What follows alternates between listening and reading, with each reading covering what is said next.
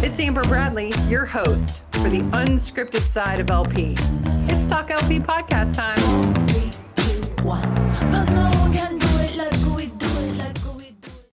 What's up, TalkLP fans? Amber Bradley, your host, back here with a special guest. Took a while, Jim, but we got you in. Jim Cosseboom, Director of Asset Protection for Retail Business Services, Ahold, which we're going to let you explain that. But first, welcome to the TalkLP hot seat. I'm so glad we finally got you in here. Thanks, Amber. Glad to finally be here. Okay, so explain for the audience that don't know you, which is, it'd be hard pressed to have our listeners that don't know you because you're such an industry veteran, have been involved in lots of different initiatives from LPRC to RELA, NRF, FMI, a staple in the industry. However, kind of give people a little bit first, the definition of why you're called Retail Business Services, but you're really Ahold.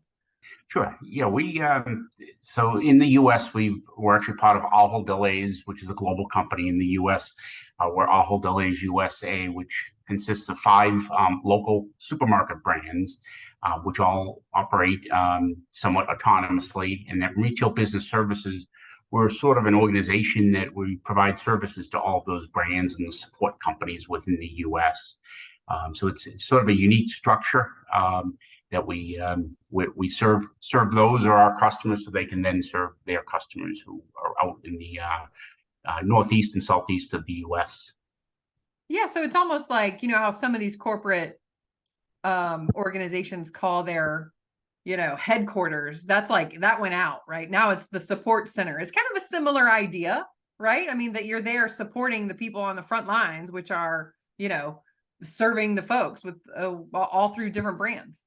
Absolutely. It's we do those things centrally, which makes sense to support the local brands, and they all go to market a little different, and we support their different models and presents some unique challenges, but it's keeps things lively. Yeah. You're never bored, I don't think, with all that you cover, but let's get into that. So a little bit about your background in loss prevention, and kind of talking about how you got into it, which a lot of times people are like, we fell into this, I didn't know about it, but we want to hear your version. And then, a little bit about your role and what you're responsible for. Sure. Yeah, I have actually been with the organization 34 years. As I joked, the name has changed of the organization as we've grown. Started out in the Northeast with our Stop and Shop brand, which in those days was a 200-store regional supermarket chain. Through mergers and acquisitions, we're now part of a global company that operates in 10 countries with over 7,600 stores. So it's the company's evolved a bit. Just in the U.S., our brands operate about 2,200 stores. So it's somewhat unique being here in one company for 34 years. But I started when I was obviously 3. But it's been a fun ride. There's been ups and downs, but more positive than challenges. It's again, with the changes in the company, it's provided exposures to things that would never think we're getting exposed to, and lots of different challenges. Enabled me to grow, and obviously creates growth positions as you go through some of these changes.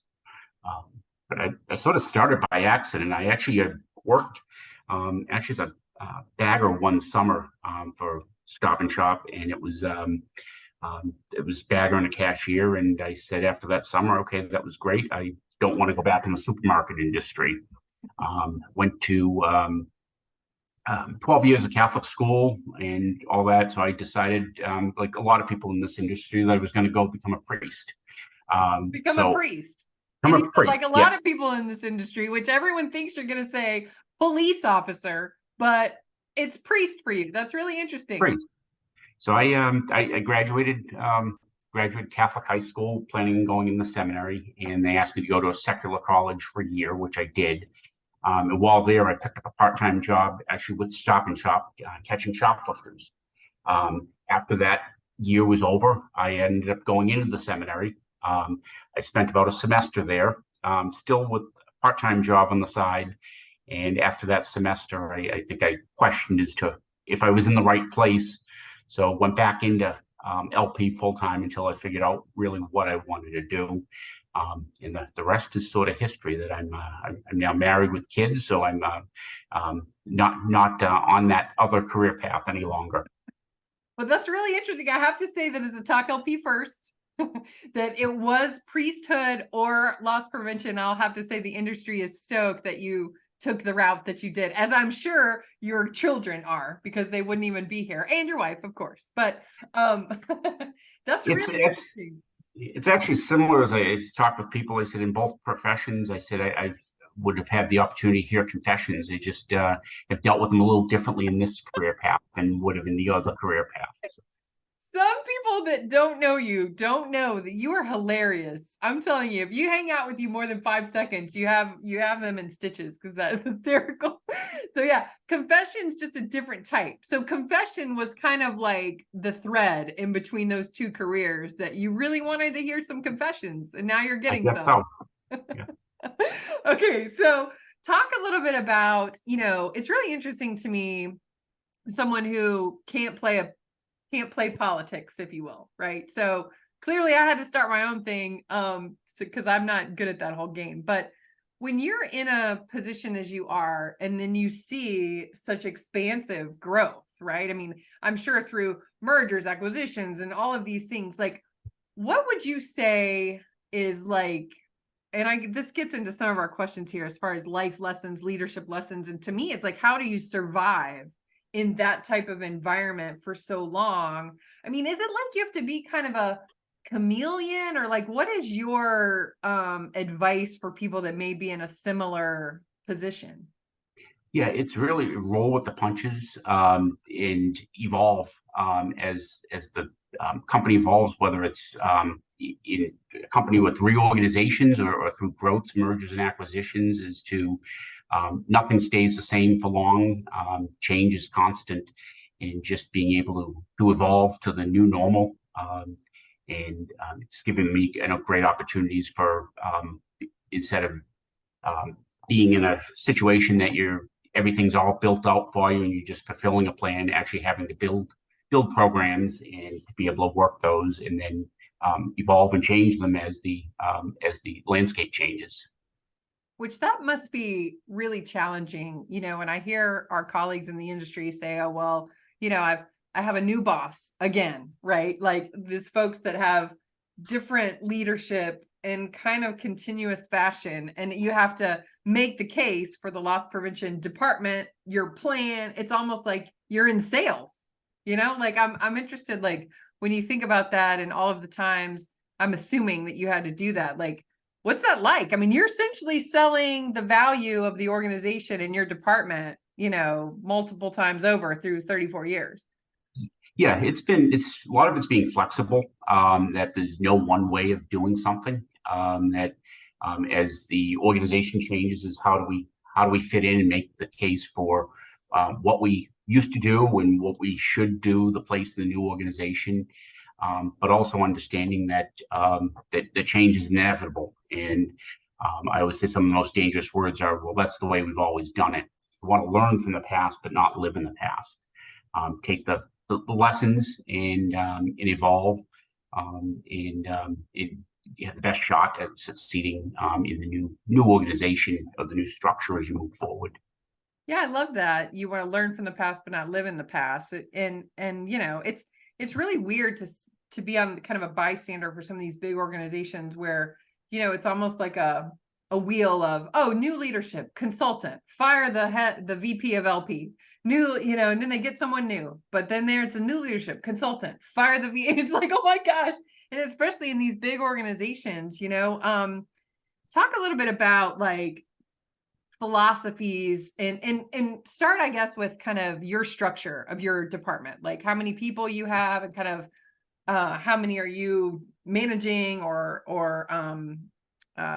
in the different positions. That I'm curious about that, but then talking about your advice leadership wise in managing these folks, especially, when you're going through constant change, as you say. Yeah, we're my team in total is about 80 people. And so we do different functions that we don't deal with any, for the most part, the day-to-day issues that happen within the four walls of the stores. Each of the brand asset protection teams deal with those, but we support them, whether it's physical security systems on the design, install, service of those systems. Everybody wants their cameras working correctly. And so keeping up on those and trying to keep up with the best in technology. We have our investigations team because, again, the ORC and those rings, they don't see the name above the door. So is again trying to connect those dots, working cross brand, cross industry to try to build some of those cases that will affect our stores. The analytics piece, the data mining piece, and trying to mine the POS and other data, looking for potential opportunities to impact loss. We also have a supply chain, which over the past couple of years, we've actually taken our supply chain back in-house. It used to be hybrid, that it was, some of it was self-distributed, some were through a wholesaler, and we've moved, we're in the final stages of moving completely into a self-distributed model. Yeah, so we have over 20 distribution centers now. We have, I think, our last one coming online shortly. And so we actually manage the supply chain asset protection function operationally. So it's as you're integrating different operations together, just as, again, you're talking constant change and trying to integrate them and how do we support them in their unique needs.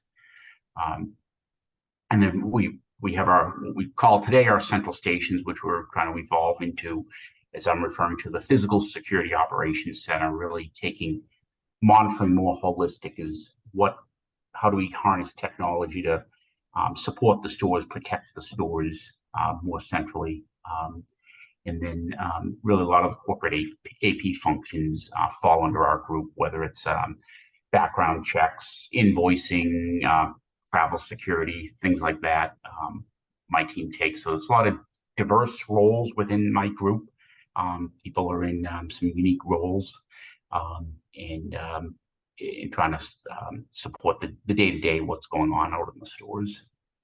Yeah, you're not very busy. That's crazy. I think you named everything under the sun that that could go wrong. You have in your wheelhouse there. But curious though, you were talking about the technology piece, and I know I didn't tell you I was going to ask this, so if you can't answer it, we'll cut it out.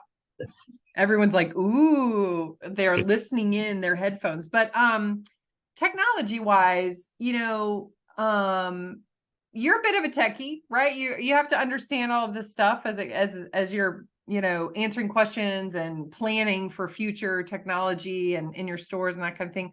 I'm curious, like, is there a technology that you guys are utilizing that you're like, man, this is awesome? Like, is it, if it's something new that maybe you were thinking of or piloting, and I know you probably can't talk about piloting stuff, but I don't know. I mean, it might be CCTV that you're like, look, we're using it in a different way. I'm just curious, like, if there's, from a technology perspective, something that you're like, you know what, right now in our current climate, this thing has been awesome.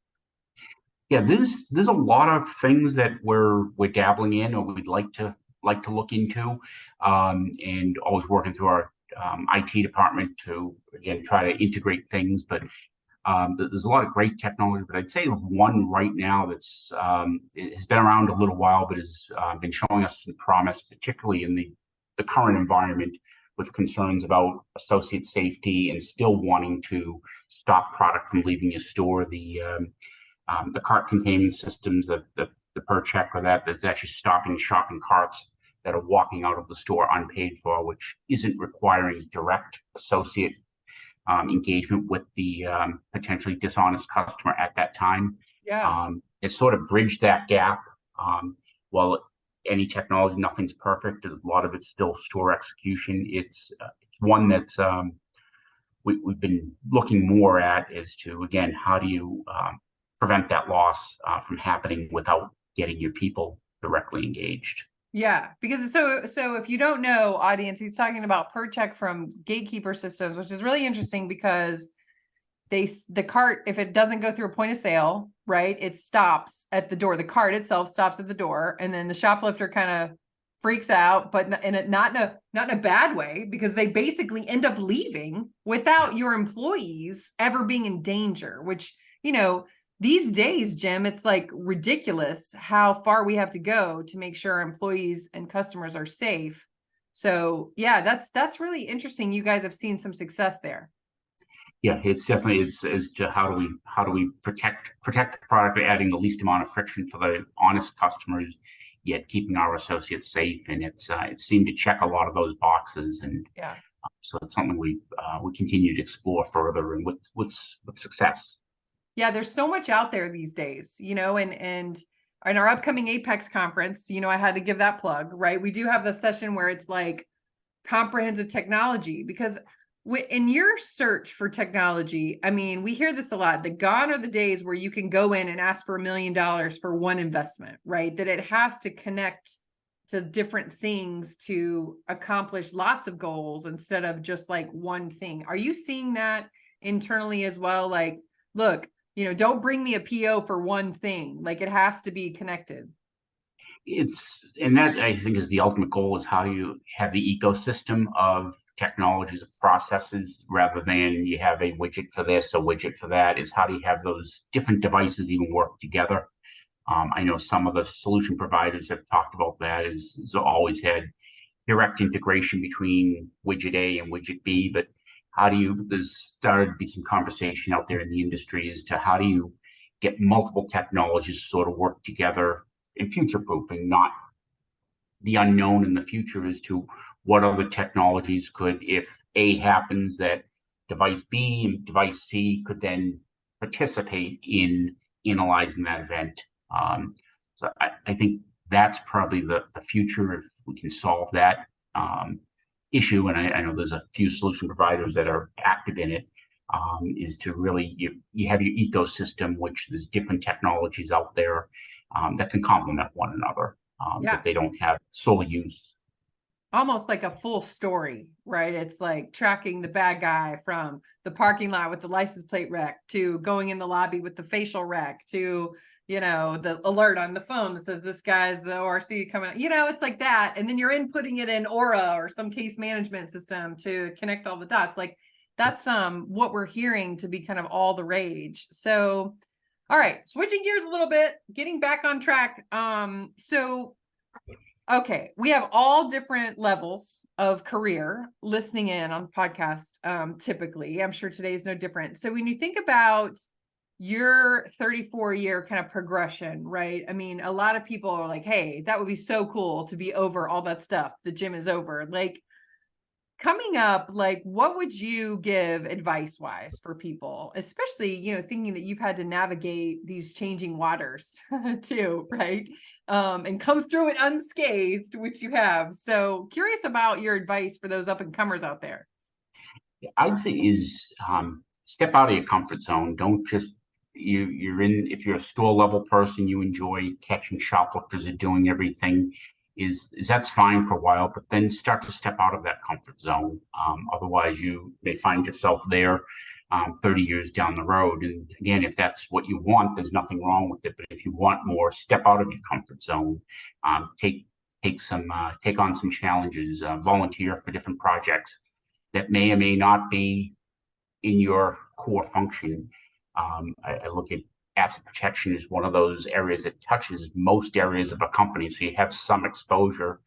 I know I had a lot of experience in my earlier days getting involved in point of sale rollouts in that, because again, there is an asset protection component, but there's that knowledge is how do you shape some of those new technologies, and you start to develop those connections in the networks, and get to be involved. But I think a lot of it too is asset protection. Really, at its core, while there's a little bit of catching bad guys out there, it's at the core of it, it's solving problems. There is a problem, whether it's shrink, it's theft, it's violence, is trying to find a solution. There's no perfect solution, there's no single solution, but find solutions that may work. And really don't be stuck. If you're in a role, stuck behind a computer, behind a phone, behind a desk, problems aren't necessarily going to come to you. Go out and be mobile, get out there, see the people in the stores, see the facilities. Sitting behind a desk all day you're not going to get the exposure that you will by out there experiencing what's going on. Yeah. And what's so crazy is a lot of times we find too, in the awareness side of our business is that sometimes this corporate folks that don't ever, like you're saying, visit the stores, think one thing's going a certain way in the stores. And then when we visit the stores, it's like, oh no, we don't ever do that. Right. So you're truly getting like the real story when you're out visiting and seeing what is really happening in the stores. Yeah. You get the unvarnished truth as to what's happening. And it also develops that connection. Because really at the end of the day, working in retail, you're here for your customer, whether it's that customer who's coming in spending the money, or it's those internal customers, the stores that are servicing those customers. And you always wanted to keep that connection in mind that we don't function, we don't have any cash registers in corporate offices. If we do, they're for testing. They actually don't bring in money, but it's out in the stores is why we are all here. And always just visiting stores, and that it helps keep that fresh in your mind. That's why we're here. Yeah. Yeah. That's a great point. Okay. So also in the same vein, whether you're an executive listening to this or kind of an up and comer, thinking about some things that might be, on your to-do list, right? It's like, okay, I'm planning to make sure I'm ready for this, right? I mean, if we could rewind and someone could say, well, we got to make sure that we have lots of masks and are planning for a worldwide pandemic, right? I mean, the next pandemic might not be on your list, hopefully not on anyone's list because it's not going to happen. But, thinking about different challenges that you're like, we're really online to figure this one out, or kind of what's around the corner. Do you have anything for the audience like that? I think it's in the changing consumer environment, how customers are shopping. Again, coming out of a pandemic, whether it's again a lot of people looking at return to office, things like that. But in the return to stores is to customers shop different ways, and being able to address the different ways that customers want to shop. Again, all of them come with asset protection challenges, and it's continuing to evolve, whether it's trying to get staffing for stores. Again, there's lots of challenges out there that will continue to evolve with technology, and just always just being nimble, and how do we continue to support the different ways of doing business as we go through more changes. Yeah, what's interesting is, to your point, like whoever would have thought like pre-pandemic that the explosion of I'm going to order all my stuff online and then just drive up to the slot and have people pick, bring it out to my car, right? I mean, there's so many grocers that's like they have their own staff picking product, bagging it, and then taking it out to the car. And then as an asset protection person, you're like, wait, was that their friend? Like, you have to think of all the ways they're going to get you, of that, right? Yeah, it's always, again, trying to evolve with how the customers want to shop and how we have to serve them. And again, how do you address those asset protection issues differently? It's not like the old days that everybody came in, went through a cash register with a cashier there and a bagger, and went through and bought their groceries, whether it's through self-checkout, or some of our brands do scan and go systems in the stores, to the e-commerce that we may deliver product to people's homes. They may pull up outside to a side door, and each store has a different configuration. So it's maybe a side door someone's pulling up to get groceries. It's trying to evolve with those, and especially the pandemic and competition is you need to change quick. So it's not a lot of time to review. Sometimes it's ready, it's like fire, on the aim. job training, right? Absolutely. And so you don't know to protect something from happening until it happens. And you're like, oh, wait, okay, now I got to make sure Susie's not getting drug into a car because she's, putting a bag of groceries in some sicko's car. I mean, what's happening to this world, Jim? That's honestly where I want to see, because I'm glad. I don't want to say I'm glad, but at least asset protection's like got it covered, right? I mean, I think more and more companies are turning to positions like yours, like, what do we do? And it seemed to start really ramping up in the pandemic. I mean, are you finding that? Yeah, it's the pandemic urged creativity. Is you had to all of a sudden day by day changing as well. How do we continue to do this? And again, lots of ideas being thrown at a wall, and some of it stuck, some of it didn't. And it's one of those. I had a leader once who used to use, "Don't be afraid to fail, but just fail fast." Oh, I If like it is that. work, figure it out quick and Yeah. move on and try the next thing. If you don't try it, you'll never succeed. Yeah. Okay. So couple quick ones here. Okay. I don't know how you survive like your phone probably ringing off the hook. And there are some solution providers that are super respectful, love you guys. Some that, give you the old, I'm in your area, wondering if you have a minute, right? So some advice for solution providers trying to pitch you, and then if they don't do it, they didn't even listen to this, which you be like, okay, just get out of my office. Yeah. I'd say again, with lots of friends that are in the industry, that are in the solution provider side of the house, we always again talk to folks that go from one side to the other. Oh, you went to the dark side, but again, if it wasn't for solution providers, we wouldn't have obviously the solutions out there. So it's really a lot of it is building a relationship, educating me about what your solution is, but also learning that it may not fit right now for our environment. And the worst thing you can do is try to force it, because you'll probably get more pushback. But it's really educating me on what the solution is so that when the right time is there, I know that solution is there and then can engage in that further conversation. But it's all the free trials and light IT touches and all that. All those promises are not if it doesn't fit in our environment right now. Yeah. Yeah. It's almost like a long game, right? I mean, it's like actually care about what I'm saying to you, and then maybe it may work out for us later. Yeah.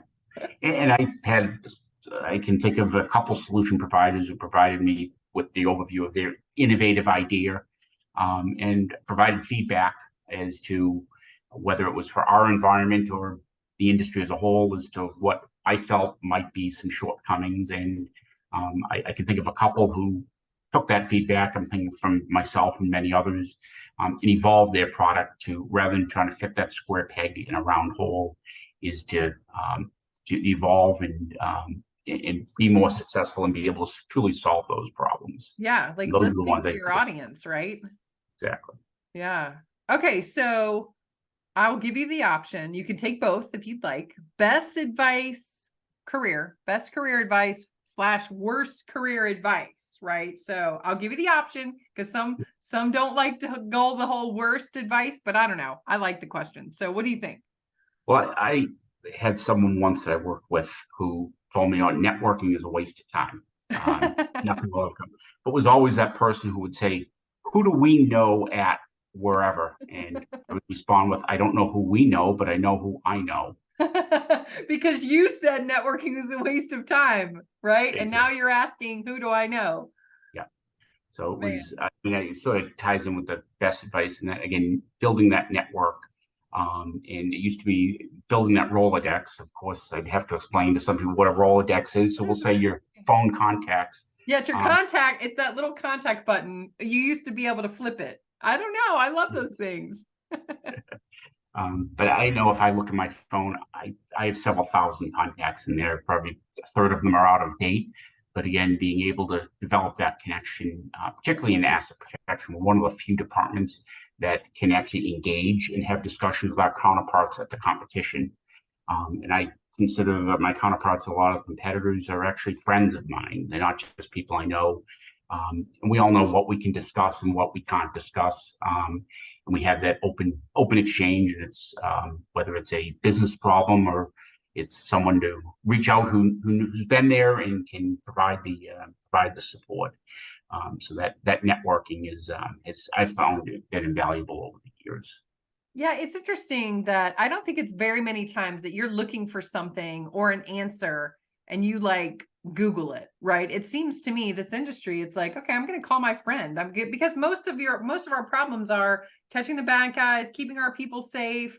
Those are all things that are, open discussion. So it's like, hey, let me call up my guy over at whatever, right? Which I love this. I love that about this industry. Okay. Last question. I don't know if we already know the answer to this one based on our previous opening discussion, but if you weren't an LP executive, what career would you be doing now? Obviously the one, I still don't know if I hadn't gone an LP, whether I would have been successful and become the priest, but really, I think law enforcement has always been there in the back of the mind, but attorney is probably another one. Again, that whole legal realm. Yeah. But I enjoy. I look back again, 34 years, and I still have quite some time ahead of me. But I enjoy it because the benefit is I find the world of asset protection, probably retail as a whole, no 2 days are alike. That's also a downside that no 2 days are alike. But it's usually more positive than it is negative. Yeah. Well, that's awesome. I mean, I love that about, the work that we do, and you're never bored, right? Because you got more people knocking on your door with, hey, Jim, how are we going to solve this? Which, I think you're too nice to be an attorney. So I'm glad you're like on this side. I don't know though. I haven't been in the interview room with you getting that confession. So I don't know, but, look, we really appreciate you stepping into the Talk LP hot seat for the podcast. So good to see you. And I look forward to seeing you in Nashville at Apex soon. Great. Thanks, Amber. Same here. Thank you for your time. Thanks, Jim. Talk to you soon. Thanks. Bye. All right, everybody. Thanks so much for listening. Download the Talk LP News app, and you can always follow us at Let's Talk LP or LinkedIn. Why not, guys? Links in the show notes. Thanks again for listening. We'll talk at you later. See ya. Cause no one can do it like we do it, like we do it, like we do it. Cause no one can do it like we do it, like we do it, like we do it.